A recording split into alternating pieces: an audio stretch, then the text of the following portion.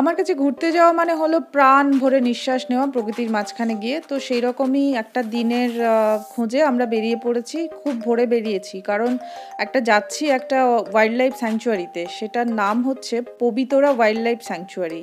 মাত্র 50 কিলোমিটার গুয়াহাটি থেকে 1.5 ঘন্টায় পৌঁছে যাওয়া যায়। ভোর 6টায় বেরোলাম কারণ ওখানে গিয়ে আমাদের সাফারি নেওয়ার ইচ্ছে আছে, যেগুলো শুরু হয়ে যায় 8টা থেকে। আর অনেক সকালে গেলে গন্ডার দর্শন করার একটা সুযোগ থাকে, কিংবা বাকি জীবজন্তুদেরও দর্শন করার একটা সুযোগ থাকে, কারণ ওটা তো জু নয়। ওরা ওদের মর্জি মতো বেরোবে, আমাদেরকে ওদেরকে দেখতে হবে। তো যাই হোক, খুবই সুন্দর একটা প্রকৃতির মধ্যে দিয়ে যাচ্ছি। পাহাড়, জঙ্গল, নদী সব মিলেমিশে একাকার, তোমরা দেখতে পেলে। তো খুব বেশি আমি ভিডিও ফিল্মিং করার সুযোগ পাইনি। যতটুকু পেরেছি আশা করি তোমাদের কিছুটা হলেও তার স্বাদ দিতে পারলাম। আর পৌঁছেছি অভয়ারণ্যে, পবিতরা অভয়ারণ্যের অফিসের সামনে। কিন্তু খুবই দুঃখের কথা যে আমার ছেলের যেহেতু 10 বছরের নিচে ও, তাই আমাদেরকে সাফারিতে অ্যালাউ করা হলো না। এখনও সেন্ট্রাল গভর্নমেন্ট থেকে কোনো রকম কোনো নির্দেশিকাও আসেনি। এখন 8টা 25। ওরা আমাদের বললেন এখানে একটা হ্যাঙ্গিং ব্রিজ আছে, তো আমরা সেটাই এক্সপ্লোর করছি। বাকি তো আর কিছু করার নেই, একেবারেই কিছু না দেখে ফেরাচ্ছে। কিছু যেটুকু যা কিছু আছে তাকে একদম প্রাণ ভরে দেখে তবে ফিরবো। তো এই হ্যাঙ্গিং ব্রিজটা মোটামুটি তৈরি হয়েছে একটা ব্রহ্মপুত্র নদীর একটা খাঁড়ি ঢুকেছে সেটার ওপরে। আর সুন্দর জায়গা, খুব একটা খারাপ লাগছে না।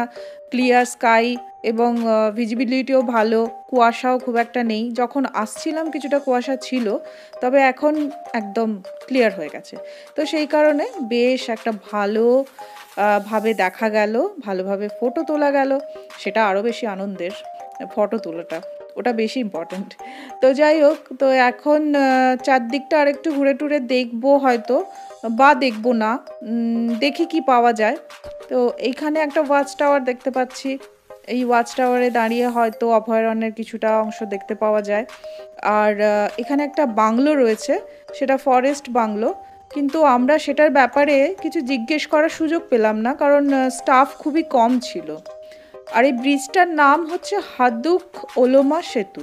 হাদুক ওলোমা, ওলোমা বলতে বোধহয় হ্যাঙ্গিংকে বোঝানো হচ্ছে অসমীয়া ভাষায়। তো এই হচ্ছে এখানকার পরিবেশ, বাকি পুরোটাই অভয়ারণ্যের স্যাংচুয়ারি জোন। আর এই হচ্ছে এখানকার ফরেস্ট বাংলো। এবারে আমরা এখান থেকে বেরিয়ে যাব। আমাদের একটা কিন্তু ভালো অভিজ্ঞতাও হয়েছে, সেটাও শেয়ার করছি। একটা গন্ডার কিন্তু আমরা দেখতে পেয়েছি। ড্রাইভার আমাদেরকে দেখালেন যে একটা গন্ডার ওই জোনের বাইরে এসে ঘোরাঘুরি করছে, মানে ওখানে প্রচুর গন্ডার অ্যাকচুয়ালি। তো সেই কারণে কিছু কিছু গন্ডার মাঝে মাঝে জোন থেকে বাইরেও চলে আসে। আমি ওনার ভিডিও ফিল্মিং করতে পারিনি, কারণ অনেকটাই দূরে ছিল গন্ডারটা। আর সেই কারণে আমি তোমাদেরকে কিছু ছবি আমি দিয়ে দিচ্ছি, যাতে তোমরা কিছুটা হলেও বুঝতে পারো। আর কিছু পরিযায়ী পাখিরও দেখা মিলেছে ওখানে। পরিযায়ী পাখিরও পাশের বিলেই পরিযায়ী পাখিগুলো ছিল, ওগুলোরও একটা ছবি দিলাম। আর তারপরে আমরা আজকে আর কিছুই করার ইচ্ছে ছিল না, ওইটাই দেখার ইচ্ছে ছিল। আমার ছেলেরও খুব মন খারাপ হয়ে গেছিলো, তো সেই জন্য আমরা এখন বাড়ির পথে। আর দেখো বাড়ির পথে কি দেখতে পেলাম, আসামের বিখ্যাত চা বাগান। আশা করি তোমাদের ভালো লাগলো।